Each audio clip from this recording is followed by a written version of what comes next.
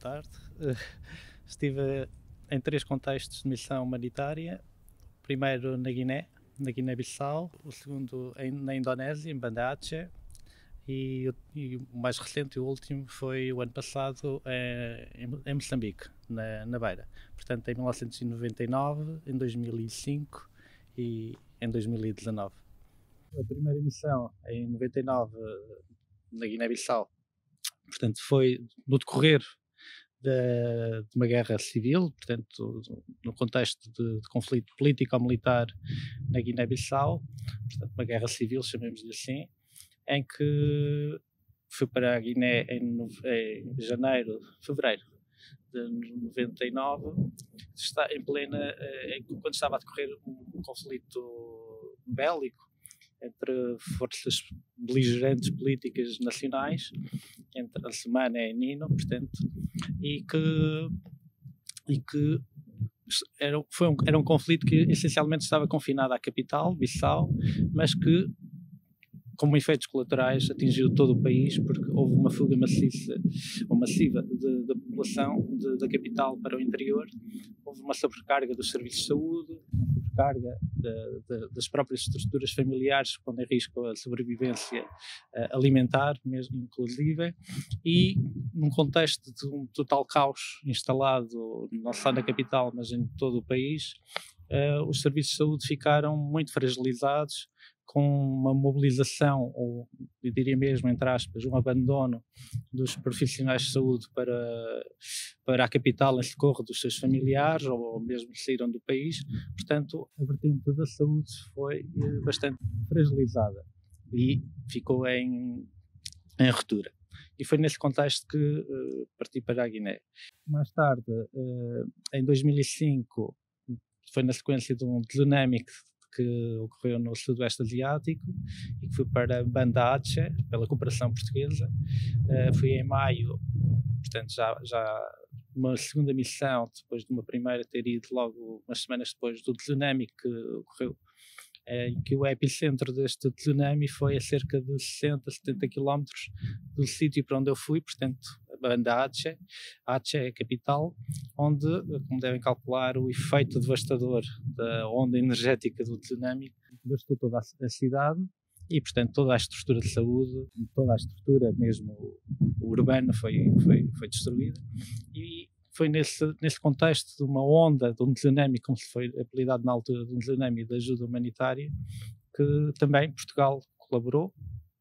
E foi numa segunda missão, que foi só em maio de 2005, que parti e estive um mês. E mais recentemente, em 2019, foi uma sequência de uma catástrofe natural, do furacão Idai, que assolou o sudoeste do continente africano, e um dos países mais atingidos foi Moçambique, muito concretamente a província da Beira, e foi precisamente para a Beira, para o Hospital Central, onde foi o meu destino, e onde estive durante o mês a tentar reorganizar e colaborar com o serviço de neonatologia do Hospital da Beira.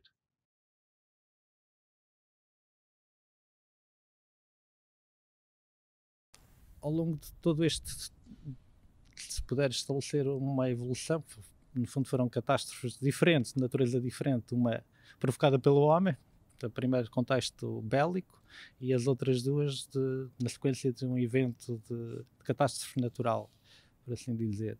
Mas todas estão espaçadas no tempo e todas tiveram uma resposta internacional, da comunidade internacional, em que a estrutura major é sempre as Nações Unidas e que coordena todas as outras organizações ou os outros agentes de cooperação. Embora a União Europeia talvez esteja a assumir uma posição, não diria de concorrência, mas de contrabalançar um pouco também o monopólio que existiria das Nações Unidas, mas que também ao longo deste tempo há uma crescente profissionalização do humanitário. Se na década de 90 havia muito o espírito do humanitário, hoje já é o espírito da profissionalização dessa corrente humanitária, entre aspas. É claro que depois também há uma maior influência, uma maior incidência das guidelines internacionais nas orientações, nas estratégias de intervenção, nas estratégias de intervenção, de coordenação das próprias estruturas. Eu acho que há sempre um caos instalado depois das próprias catástrofes, que é cada organização se tentar estabelecer no terreno, não é? E que esse acho que é um contínuo que existe, não é uma descontinuidade, é um contínuo que existe, em que, pronto, depois cada organização terá os seus proveitos próprios, mas isso será outra coisa.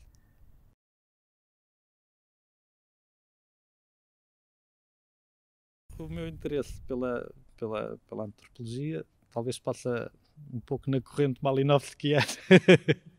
malinowskiana, ter decorrido um pouco, ou grandemente, após a minha primeira missão na Guiné-Bissau, e ter constatado precisamente também coincide com a minha primeira vez ausente de Portugal, ter constatado precisamente por esta diversidade, a multiplicidade de visões e de olhares do mundo e de coisas tão particulares quanto a saúde, por exemplo, não é? Levou-me não só a ser um espectador passivo, isto é tudo muito diferente. É claro que as diferenças também existem muito entre nós, não é? Aqui no nosso contexto, não era preciso ter ido à Guiné, mas se calhar precisava de contrastes talvez mais de natureza diferente. E foi nesse contexto que, no regresso, inscrevi-me e frequentei, com sucesso, uma mestrado em Antropologia Médica, e que aí desenvolvi uma tese de investigação sobre precisamente a construção social da lepra na Guiné, neste caso, mas concretamente num grupo cultural, os FLUP, do norte da Guiné. E pronto, depois dei continuidade ao doutoramento, que estou a terminar.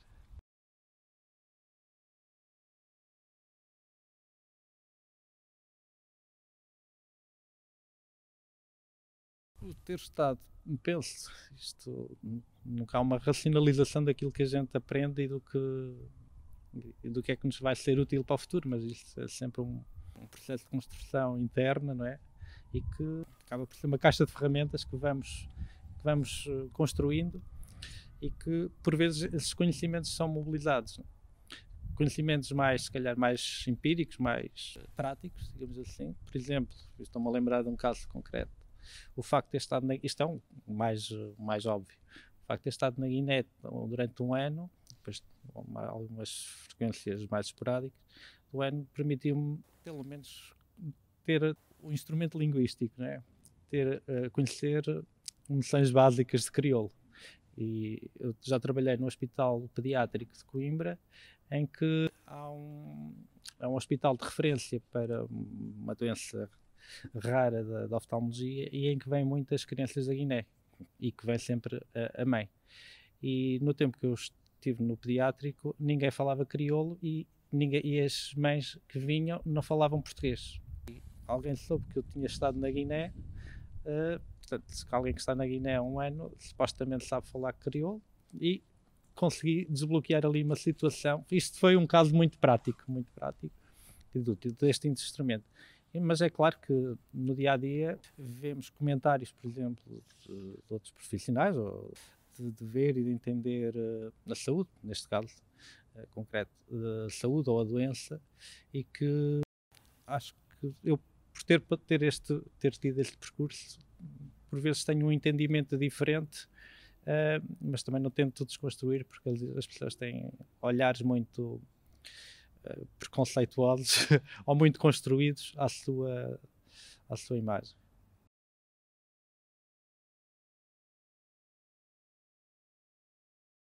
Essa é uma das perguntas que vocês fizeram no seguimento, aliás, que vem no seguimento no que fizeram ao Luís, ou seja, para que é que serve a antropologia no meio de tudo isto? Qual é o nosso papel? O que é que aprendemos de outras epidemias/pandemias? Eu acho que vos posso dizer 2 ou 3 coisas. Ponto 1, que como estamos a verificar agora, quer dizer, claramente que a pandemia ou que qualquer epidemia é muito mais do que um acontecimento biológico, é mais do que um excesso de uma doença numa determinada população, é bastante mais que isso.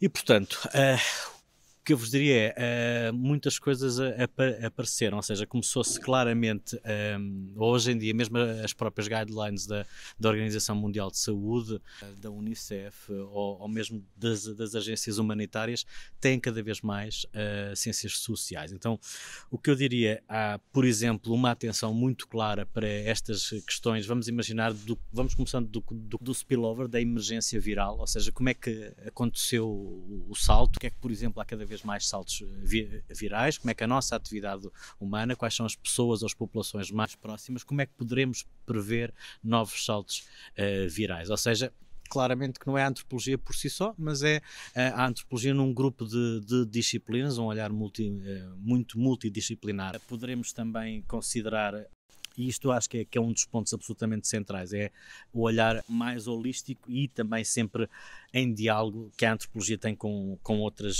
disciplinas. Depois, para além disso, assim, coisas mais práticas, toda esta vigilância que se poderá fazer, ou seja, a nível de preparação das pandemias, o que chama-se o contact tracing, que é o que vemos, verificar quem é quem, a mobilidade, perceber, e depois perceber também que esta questão da Big Data, ou seja, o facto de nós usarmos os telemóveis o nosso techno-self não é o nosso self, são duas coisas diferentes, não é? O telemóvel é telemóvel, mas o telemóvel não nos diz como é que nós comportamos. Depois, se a coisa fosse tão facilitada assim, eu acho que todos os governos já tinham assim uma app Stay Away Covid que funcionava na perfeição, e claramente que isso não há. Depois há um ponto-chave, é a comunidade, e é aqui que se calhar mais do que qualquer uma outra ciência, a antropologia se situa, ou seja, na transmissão, na verificação do que é como é que o risco é apreendido, na transmissão do que é que o risco pela parte biomédica é também como é que é tal feito e como é que é apreendido pelas pessoas, porque não basta pôr um pósterzinho ou fazer um anúncio, as coisas são bastante diferentes. Hoje em dia a plétora de meios de comunicação é mais comum. Depois, quer dizer, podemos ver como é que é a economia política de uma epidemia, podemos ver outras explicações que provavelmente o Luís encontrou no terreno, quer dizer, que há explicações biomédicas, mas depois no meio disto tudo há outras. E que poderemos também encontrar cá. Esta questão da vulnerabilidade, quem é vulnerável e quem não é vulnerável, podemos pensar uma vulnerabilidade a priori, uma vulnerabilidade durante e depois após, quer dizer, e o após é quem ficou infectado, porque não sabemos o que vai acontecer, não é? Foi muito claro no caso do Ébola. No caso do Ébola, depois os profissionais de saúde eram muito estigmatizados, e depois quem perdeu emprego, quem perdeu capacidades, portanto há vários tipos de vulnerabilidade. Isto ajuda-nos. E depois um elemento cada vez que nos assusta, acho que a todos nós, que é a questão da saúde mental, dos instrumentos que nós temos do psicossocial para quando estamos em isolamento, quando estamos forçados a ficar fechados, tudo isto e mais alguma coisa. Também nos trouxe a questão dos funerais, que também é algo similar ao que sentimos no Covid. Depois veremos o que nos traz o futuro, porque ainda não estamos lá. Temos a questão do estigma, temos a questão do fardo económico que todos nós vamos sentir, temos a questão de uma alteração que vamos ter que fazer.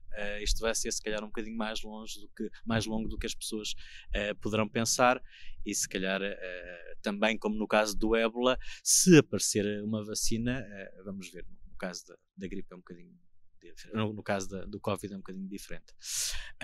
Portanto, eu acho que há muitas coisas. A antropologia tem assim um manancial que não seria esperado, mas tem.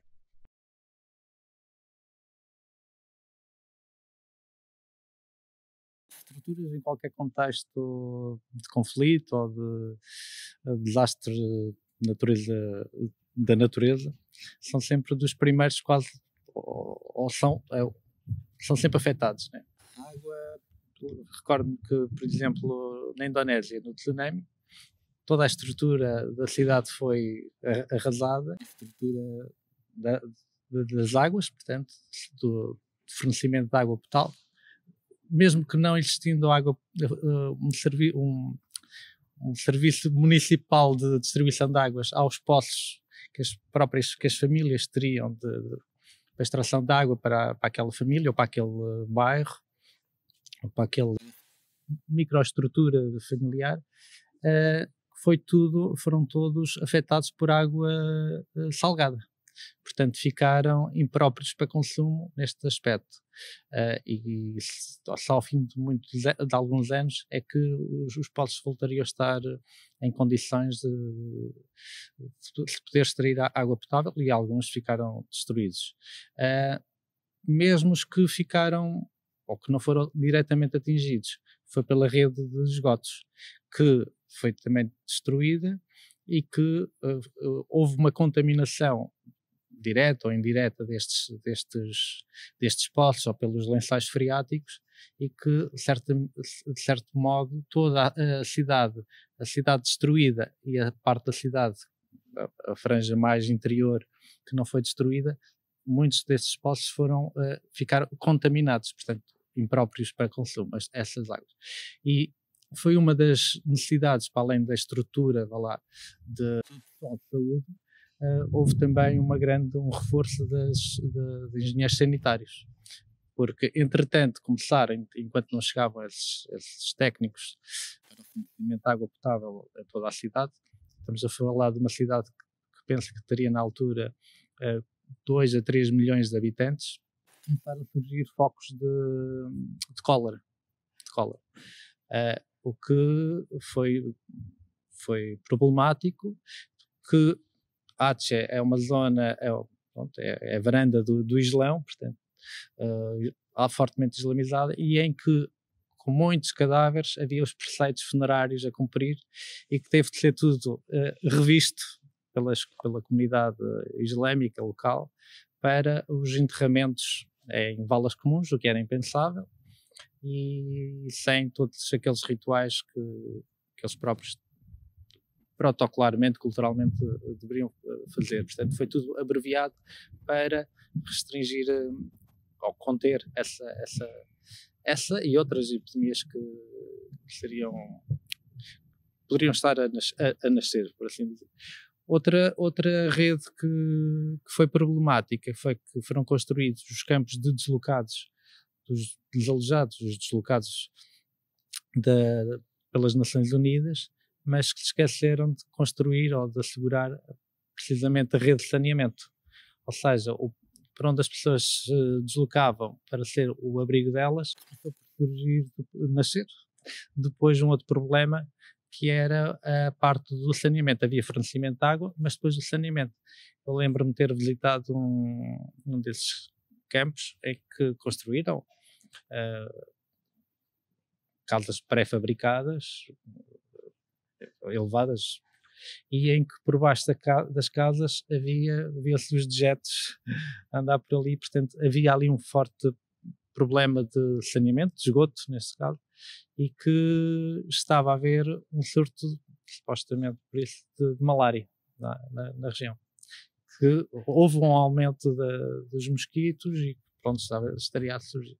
Portanto, saneamento, água e esgotos são uma parte fundamental no atalhar de outros problemas, não é?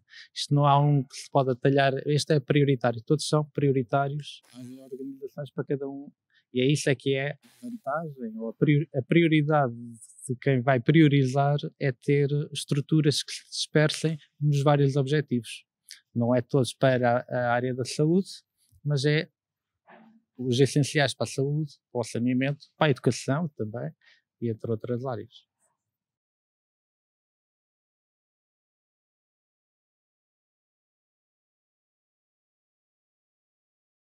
Tenho conhecimento de alguns casos,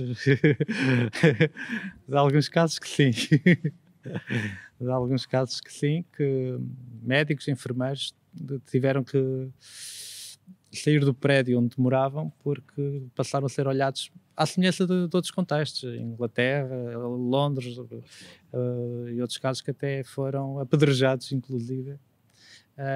E cá também aconteceu, se calhar não com essa violência do apedrejamento, mas talvez o apedrejamento do olhar ao verbal. E inclusivamente um médico que trabalhava em cuidados intensivos, sim, em que no prédio onde morava, um dia ou vai sair ou vai entrar do trabalho ou para o trabalho, em que tinha um cartaz na porta do prédio a dizer a convidá-lo para sair do prédio temporariamente até que se provasse que ele não tinha Covid, já que ligava trabalhava no Covidário. Portanto, há sempre aquilo que nos põe em risco, em especial a nossa saúde, ou supostamente que nos põe em risco, porque que também é verdade, que quem trabalhou mais próximo dos doentes de Covid estou-me a recordar, em cuidados intensivos ou nos covidários, que é assim um nome mais informal, para as enfermarias onde os doentes de Covid eram canalizados, independentemente da especialidade médica ou cirúrgica que tivesse. Os profissionais até não eram, comparados com outras unidades de internamento ou outros serviços hospitalares, não eram os que tinham mais doença. Porque também havia mais estratégias de prevenção e as barreiras dos EPIs, os equipamentos de proteção individual, nunca faltavam, portanto também acabavam por ser os serviços mais seguros. Não quer dizer que irmos no autocarro, se calhar estamos mais suscetíveis do que propriamente estar no meio de doentes de Covid. Desde que nos protejamos, claro.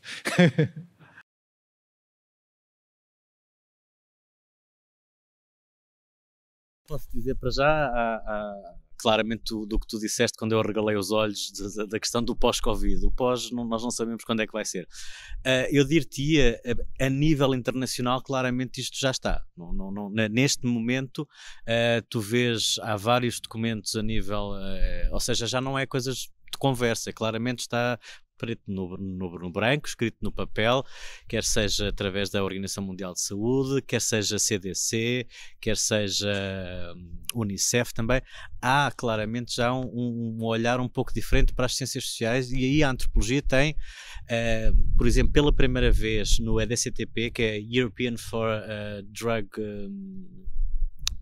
Trials Therapeutics, ou seja, uma secção de um financiamento para clinical trials em África, única exclusivamente. Pela primeira vez aparece antropologia escrita. Pela primeira vez, ok? E aquilo tu poderias pensar, não, aquilo em África com o passado, não. Nunca tinha, era um olhar exclusivamente biomédico, exclusivamente muito de estatística, e pela primeira vez tem lá, não, é preciso tomar em consideração isto por questões éticas. É uma bioética muito mais ligada aos clinical trials do que outras éticas, mas pronto. Ou seja, eu acho que vai haver um bocadinho. Agora, se tu me estás a perguntar se, por exemplo, na Inglaterra, já não sei, há toda uma série de departamentos que formam antropólogos já para trabalhar na NHS, National Health Service. O nosso Serviço Nacional de Saúde, provavelmente nós temos que se calhar fazer estudos, entrar mais em diálogo, de equipas mais multidisciplinares. Ou seja, o que eu quero dizer é que nós temos que ser nós a empurrar isso e a fazer e a chamar a atenção para olhares que se calhar, claramente, como o Luís estava a dizer, quer dizer, esta ida lá fora coloca-te perante o outro, mas como ele disse, o outro também está aqui. Há outras visões, quer dizer, o médico, como último exemplo que ele estava a dizer, o estigma. Alguém pode dizer, mas eu não tenho Covid. Mas as pessoas não querem saber disso. Ou vão dizer, não sabe, então, mas como é que é? Sabe hoje? Quando é que fez o teste? Há toda uma série de... E depois, a partir daí, claramente, e é algo que vamos ter que considerar. Ou seja, sim, eu acho claramente que sim. Não te digo amanhã. Agora, felizmente, tu dizes-me pós-Covid. Portanto, é ad eterno, não é? Portanto, eu diria que sim.